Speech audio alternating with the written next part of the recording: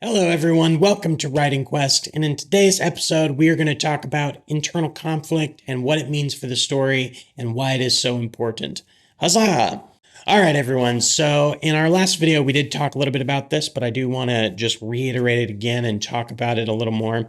So the most important part of the story, in my opinion, is internal conflict. If you've watched any of my Book of Boba Fett reviews, you've heard me talk about this too.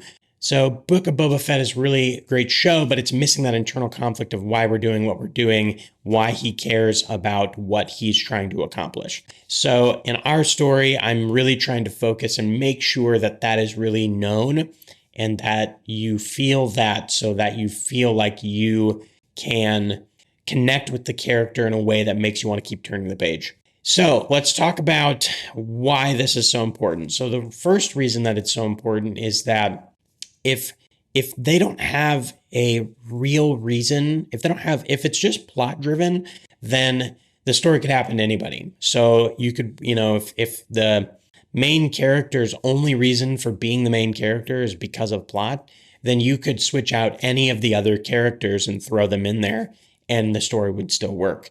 The reason this is not okay is because then it's not clear who you should connect with. Who do I care about in this story? That's where, some side characters don't have to have so much internal conflict. The ones you really want them to connect to need to have some, but some of the other ones don't have to. That's how you know that the main character is really the one that you care about and that you should focus on. And this even goes with your antagonists and your villains. The best villains have this internal conflict where they think they're right and they have a reason for doing what they're doing. They're doing it for someone or they're doing it because something happened to them. There's a real reason for why they are doing the villain thing as, just being a villain. I struggled with this so much when I was writing my first story. My brother Aiden would always tell me, why is he the villain? Why is this person the bad guy? And I was like, because they're the bad guy. And he's like, that doesn't work. And I'm like, I know, but I want it to work. I was always struggling with it. So that's why I'm really zeroing in on this is you really want that so that you feel why the story matters to the main character. Because if it doesn't matter to the main character, then it's not going to matter to the reader. It's not going to matter to anyone who picks up your book. They're going to read that first chapter and go, I don't know why it matters.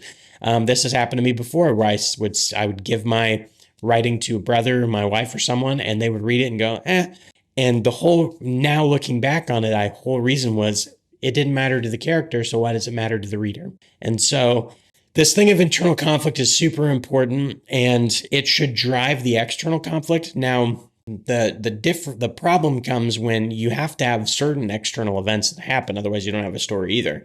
So when they happen, the writing needs to reflect not just that it happened, but why it matters to the character. And then the character's decision needs to be based off of that conflict, if that makes sense.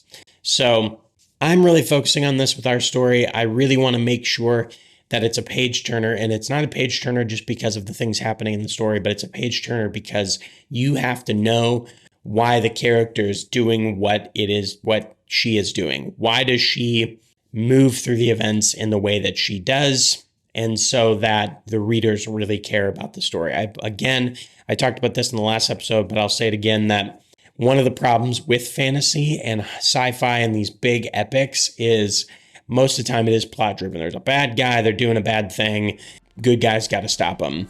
And that's fine. I love good versus evil. That's my favorite. I want to see that. But if they're just doing it because that's the bad guy and we need to go vanquish the bad guy, it's just not enough to pull the story through. So that's my thoughts on internal conflict for the main character. I hope you liked this video and learned something. Hit that like button and subscribe to the channel. It really helps us out, and we'll see you next time on Writing Quest. Huzzah!